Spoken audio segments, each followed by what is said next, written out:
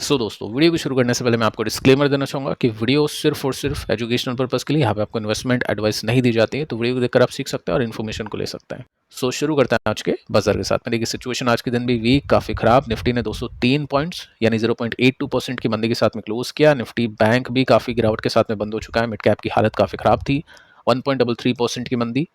Small cap को देखने चले तो 1.66 यानी सबसे ज़्यादा गिर के बंद हो चुका है। लार्ज कैप कंपनीज में पिटाई, मिड कैप उससे ज़्यादा नीचे और स्मॉल कैप सबसे ज़्यादा नीचे। तो ब्रॉडर स्तर पे मार्केट आज काफ़ी खराब परफॉर्म कर चुका है। स्टॉक्स को देखें तो मैक्सिमम जो कंपनीज उनके स्टॉक्स आज लाल निशान में आके बंद हो चुके हैं। और साथ में सेक्टर्स को भी देखें तो सेक्टर्स के अंदर भी कुछ खास नहीं है, हर कुछ आज लाल निशान में आके बंद हो चुका है। एफएमसीजी को छोड़कर मीडिया हो, फाइनेंस हो, बैंक हो, एनर्जी हो, सबकी एनर्जी आज लो देखने को मिली है। अब देखिए, सबसे खराब परफॉर्म किया निफ्टी फार्मा ने, और ये एक्सपेक्टेड था। एक न्यूज़ मैंने आपको दी थी जिसमें यूएस के जो ट्रेड दलाल हैं उनकी तरफ से बोला जा चुका था कि हम फार्मा को लेकर ज़्यादा सख्त हो जाएंगे, कुछ ना कुछ ज़्यादा टैरिफ आपको फार्मा के ऊपर लगते हुए देखने को मिल सकते हैं। इन्वेस्टर को लगा कि हाँ, ऐसा कुछ हो जाएगा, क्योंकि ट्रंप अभी के समय काफ़ी पगला गया। आपको बताइए सिचुएशन कैसे कुछ हो चुकी है इंडिया के जो फ्रेंड है मिस्टर डोनाल्ड ट्रंप की। तो इसी वजह से दोस्तों इन्वेस्टर्स अभी के समय सोच में पड़े हैं कि फार्मा को लेकर कुछ बड़ा झटका लग गया तो बहुत बड़ी दिक्कत हो सकती है, क्योंकि ये एक्सपोर्ट ड्रिवन सेक्टर में आता है। देखो, आईटी को लेकर अभी तक पर्टिकुलर कुछ बोला नहीं है, स्टिल आईटी अभी वीक है। हो सकता है आगे चल के कुछ न्यूज़ देखने को मिल जाए, क्योंकि एफआईज कंटिन्यूसली यहाँ पे बिकवाली कर रहे हैं। लेकिन फार्मा को लेकर यहाँ पे बयान आ चुका है कि फार्मा के अंदर कुछ ना कुछ बड़ा कर सकते हैं, कुछ बड़े टैरिफ लगा सकते हैं। तो ये रीज़न था फार्मा कंपनीज के स्टॉक्स के गिरने के पीछे का। साथ में अगर आप देखोगे तो डिविस लैब जैसी कंपनी भी आज पिटी है, 4 to 5% के साथ में गिरी है। और फार्मा के साथ में आईटी भी आप देख सकते हैं वीकनेस के साथ में बंद हो चुका है, 2% की बड़ी मंदी है।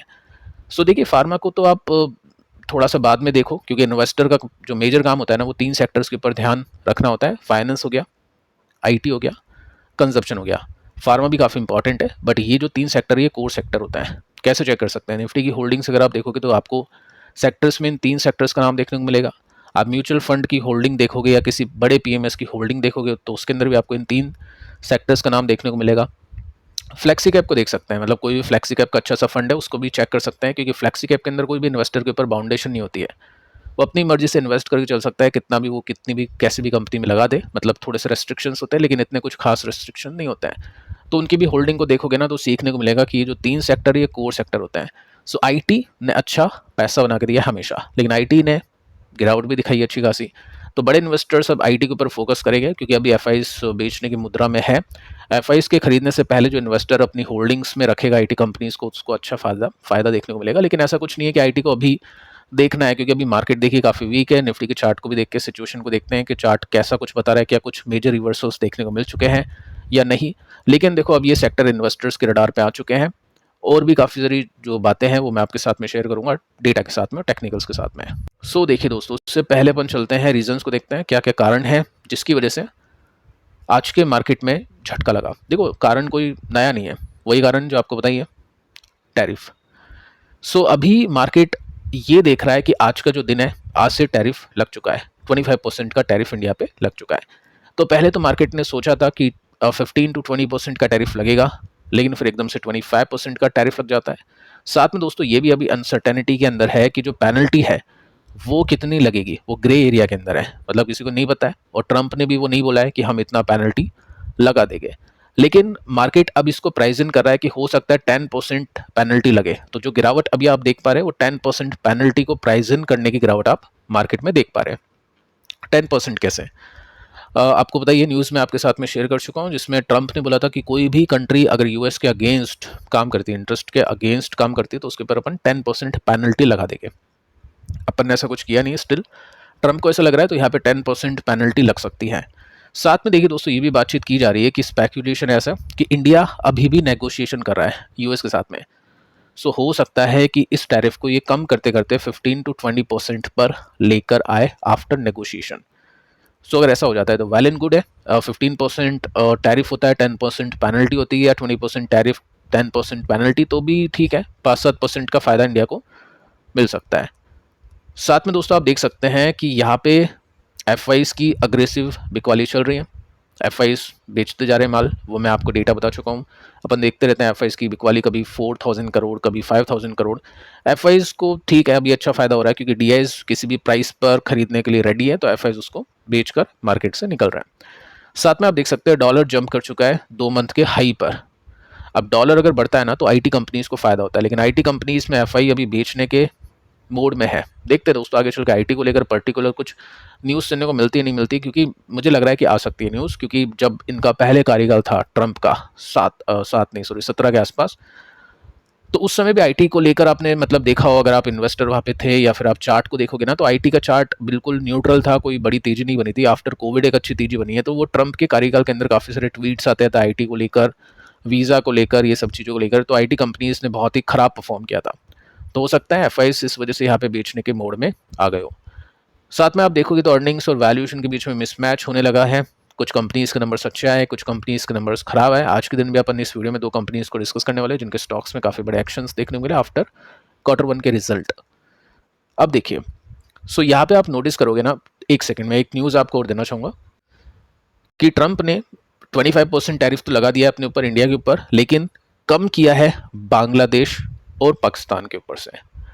अब ये काफ़ी बड़ी बात है, मतलब टेररिज्म को फंडिंग मिलती है अगर इंडिया तेल खरीदता है रशिया से, ईरान से, लेकिन आप डायरेक्टली यहाँ पे फ़ायदा पहुँचा रहे हो, तो वो कोई बात नहीं है, ठीक है। अब यहाँ पे बोलने वाला होना चाहिए। अभी चाइना होता तो यहाँ पे आंख दिखा देता या कुछ ना कुछ रिटेलिएशन कर देता, जैसे हमने देखा चाइना ने काफ़ी रिटेलिएशन किया। उसके बाद हुआ क्या, ठंडा पड़ गया, ट्रंप चाइना से बातचीत करना शुरू कर दिया, ट्रेड टॉक दोनों की होना शुरू हो चुकी है, आपको बताइए। तो देखिए यहाँ पे तक ऐसा कुछ देखने को मिला नहीं है। 25% टैरिफ इंडिया के ऊपर है, और साथ में आप देख सकते हैं कि दोनों के बीच में नेगोशिएशन हुआ था। पाकिस्तान और बांग्लादेश से दोनों ने मतलब यूएस से बात की थी, नेगोशिएशन हुआ था, और उसके बाद में वो जो टैरिफ है वो कम हो चुका है। साथ में आप देखोगे ना तो यहाँ पे इंडिया ने बोला है कि जो भी धमकी मिली है पेनल्टी लगेगी, तो इंडिया नहीं डर रहा है इसको लेकर। इंडिया कंटिन्यू करेगा अपने बिजनेस को रशिया के साथ में, और उसमें कोई भी दिक्कत आती हुई देखने को नहीं मिलेगी, लेकिन पेनल्टी अभी तक अनक्लियर है। आप यहाँ पे नोट कर सकते हैं कि पाकिस्तान के ऊपर टैरिफ लग चुका है 19% का, और बांग्लादेश पे पहले 35% का टैरिफ था, वो घट के 20% का टैरिफ हो चुका है, और पाकिस्तान के ऊपर 29% का टैरिफ था जो कि घट के 19% का हो चुका है। तो बांग्लादेश के ऊपर से 15% टैरिफ कम किया, और पाकिस्तान के ऊपर से 10% का टैरिफ कम किया है। अब देखते हैं इंडिया के ऊपर क्या होता है। अगर टैरिफ कम हो जाता है तो वेल एंड गुड, अच्छी बात होगी, और नहीं तो फिर दिक्कत हो सकती है। सो अब दोस्तों देखते हैं निफ्टी को। सिचुएशन आपके सामने, ब्रॉडर पिक्चर को देखें ना, तो यहाँ पे ब्रेकडाउन आप सीधा सीधा नोट कर सकते हैं। ब्रेकडाउन यहाँ पे हो चुका है निफ्टी का। ब्रेकडाउन के बाद में गिरावट, और गिरावट का जो पेस है ना वो भी काफ़ी सही है, मतलब पिछले पैटर्न के हिसाब से देखें तो विजिबल है, प्रिडिक्टेबल है। सपोर्ट रेसिस्टेंस दिख जाते हैं। अगर आप डिसेंडिंग चैनल को बनाने की कोशिश करोगे तो आपको उसमें दिख जाएगा कि किस पैटर्न के हिसाब से, सपोर्ट रेसिस्टेंस के हिसाब से मार्केट नीचे जा रहा है। साथ में आप नोट कर सकते हैं यहाँ पे आपको दिखाई देगा कि जो सपोर्ट यहाँ पे बना हुआ था निफ्टी का काफ़ी टाइम से, जो अपन चेक कर रहे थे मल्टीपल टाइम्स निफ्टी ने यहाँ पे सपोर्ट लिया, वो हिट नहीं कर रहा था काफ़ी टाइम से, वो अब हिट करने वाला है। उसी के आसपास अभी निफ्टी आके रुक चुका है। अगर मैं पिछले लो की बात करूँ, जो भी बने हैं मार्केट को यहाँ पे थोड़ा सा स्ट्रेंथ मिली थी, वो सारे जो लो थे वो निफ्टी ने आज तोड़ दिए हैं, उसके नीचे जाके निफ्टी ने क्लोजिंग दी है। तो हाई चांसेस है ये सपोर्ट शायद अपन देख पाए। ऐसा कुछ नहीं आपको खरीदना बेचना है, ना ही यहाँ पे मैं आपको प्राइस बता रहा हूँ, ना ही आपको ये मैं टाइम फ्रेम बता रहा हूँ। जस्ट मैं आपको बता रहा हूँ कि चार्ट को किस तरह से पढ़ सकते हैं। अगर इस तरह की कैंडल बनती है तो उसको वीकनेस बोलते हैं, और ऐसे में कोई भी लॉन्ग ट्रेडर एक्टिव नहीं होता है। वो ये नहीं सोचेगा कि अभी मैं खरीदता हूँ और मुझे प्रॉफिट मिलेगा कुछ हफ्तों में या कुछ दिनों में। वो यही सोचेगा कि मैं बेच के चलता हूँ। अगर वो शॉर्ट सेलर होगा तो वो जैसे ही मार्केट ऊपर आएगा वो बेचने की कोशिश करेगा, लेकिन लॉन्ग वो नहीं करेगा, ऐसा चार्ट का पैटर्न बताता है। अब देखिए ये जो मेजर सपोर्ट है, यहाँ से काफ़ी बार निफ्टी को तेजी मिली है, तो इन तेजी के लिए हो सकता है जाने की काफ़ी लोग कोशिश करें स्टॉप लॉस के साथ में। मैं जस्ट आपको सिखा रहा हूँ कि किस तरह से ट्रेड किए जाते हैं, क्योंकि ये जो मार्केट बना हुआ है ना, ये मार्केट कुछ ऐसा है कि स्टॉक खरीदा, मिला प्रॉफिट 10 to 15%, देखा कि वो प्रॉफिट कैसे मिला हमको, वो प्रॉफिट क्या नंबर्स अच्छे आने की वजह से मिला है, या मार्केट थोड़ा सा ऊपर चला गया उस वजह से मिला है, या फिर कोई और रीज़न है। तो इन्वेस्टर ट्रेडर ये सोचेगा कि मेरे हाथ में जो प्रॉफिट है कम से कम उसको लेकर निकलूँ। अब वो कैसे करेगा, वो अगर सोचता है कि चलो ठीक है मेरा रेसिस्टेंस आ चुका है तो वो बेच देगा, या वो सोचता है मेरा 10 to 15% का टारगेट अचीव हो गया तो वो बेच देगा। काफ़ी लोग ये करेंगे, स्टॉप लॉस को ट्रेल करेंगे। जैसे मान लो किसी ने कोई भी स्टॉक ले लिया यहाँ पे, और उसको यहाँ तक जाके 10% का प्रॉफिट हो गया, ठीक है, तो वो देखेगा कि मुझे यहाँ पे बेचना है, मुझे 7% का प्रॉफिट लेके जाना है। 10% का प्रॉफिट हो गया उसका 15% का, तो वो 7% का प्रॉफिट का जो टारगेट था उसको बढ़ा के वो कर देगा 10% का, कि 15% मुझे दिख रहा है, कम से कम 10 तो लेके जाऊंगा। अगर वो 15% का प्रॉफिट 20 हो गया तो वो 15% का टारगेट रख देगा। तो ऐसे करके उसका प्रॉफिट भी प्रोटेक्ट रहेगा, प्रॉफिट भी बढ़ता रहेगा। और ऐसा कुछ नहीं है कि वो बस होल्ड करके बैठा रहा और वो जो जो भी प्रॉफिट उसने देखा 15-10% का वो वापस से नीचे आ गया। तो ये कंडीशन अभी मार्केट की बनी हुई है। लॉन्ग टर्म इन्वेस्टर उन सेक्टर के ऊपर फोकस करेगा जो ज़्यादा पिटे हैं, लेकिन वो कोर सेक्टर है। जैसे आईटी के अंदर अभी हो सकता है कुछ ना कुछ देखने को मिले, बड़ी गिरावट या फिर बड़े डिस्काउंट्स हमको देखने को मिले। तो ये सिचुएशन दोस्तों अभी के समय मार्केट की बनी हुई है। अब देखिए काफ़ी सारी कंपनीज है जिनके स्टॉक्स ने आज काफ़ी उछाल दिखाया, उठापटक दिखाई। दो कंपनीज में जस्ट आपको यहाँ पे बताऊंगा। नेटवेब 6% की तेजी है, अनएक्सपेक्टेड तेजी हमें बन रही है क्योंकि नंबर्स हमने देखे, नंबर्स तो देखो 100% की ग्रोथ मिली है। एक्सपेक्टेशंस को बीट नहीं किया इसने, स्टिल कंपनी का स्टॉक ऊपर है। 105 का पी रेशो है, 12,000 करोड़ का मार्केट कैप इसका। और निफ्टी नीचे गिरा था, उसके साथ में इसका भी थोड़ा सा चार्ट नीचे गया, नहीं तो 2300 तक ये पहुंच गया था। काफ़ी तेजी दिखा दिया था इसने। कंपनी का स्टॉक चल गया 13%, 2 ही दिन में क्वार्टर 1 के प्रॉफिट डबल हो गए। साथ में आप देखोगे ना तो यहाँ पे न्यूज़ ये है, हो सकता है इसकी वजह से तेजी बनी हो। कमेंट्री के अंदर ये विजिबल था, ये कंपनी ने बताने की कोशिश की थी, आपको मैंने बताया था पढ़ के, थैंक्स टू एआई, ये कंपनी ने बोला था। तो 10% की तेजी बनी है, जून क्वार्टर में प्रॉफिट डबल हो चुका है, एआई रेवेन्यू राइज कर चुका है 300% के साथ में। अब जो एनवीडिया के साथ में इसने पार्टनरशिप की थी, पार्टनरशिप के बाद में स्टॉक ज़्यादा कुछ नहीं चल रहा था, या एक बार चल गया था न्यूज़ की वजह से, उसके बाद में नंबर्स अच्छे नहीं आ रहे थे। फिर कंपनी के मैनेजमेंट ने बोला था कि इस साल से हम अच्छे नंबर्स देना शुरू कर देंगे, जो हमारे क्वार्टर में प्रॉफिट रिफ्लेक्ट होना शुरू कर जाएगा एआई की वजह से। तो वो चीज़ यहाँ पे रिफ्लेक्ट होना शुरू कर चुकी है। एआई का रेवेन्यू 300% के साथ में बढ़ चुका है, और जो बाकी इसका काम है वो वैसे ही चल रहा है, लेकिन एआई का रेवेन्यू बढ़ चुका है। तो कंपनी ज़्यादा इसके ऊपर फोकस कर रही है, ज़्यादा मल्टीपल डील्स मिलती है, तो हो सकता है आगे अच्छे नंबर्स आने की एक्सपेक्टेशन इन्वेस्टर कर रहा हूँ।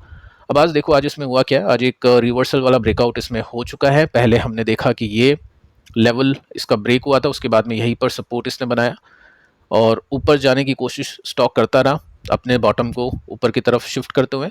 तो ये स्ट्रेंथ थी। साथ में यहाँ पे आज ब्रेकआउट कंपनी के स्टॉक ने कर दिया, जो रेसिस्टेंस बना था उसको तोड़ दिया।